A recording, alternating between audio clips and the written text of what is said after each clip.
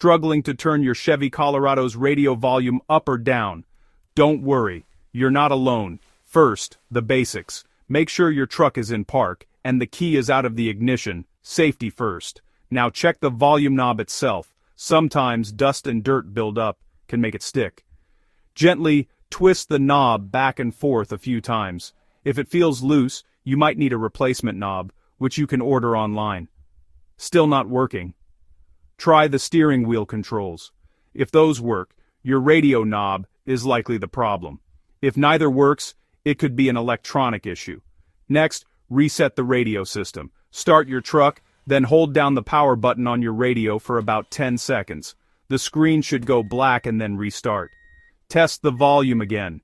If the problem is still there, check your car's fuse box for any blown fuses related to the radio.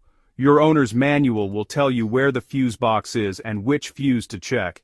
If all else fails, it's time to visit a Chevy service center. There could be a bigger problem with your truck's audio system, but for most people, these simple steps can get your Chevy Colorado volume control working again. Thanks for watching, and good luck fixing your sound.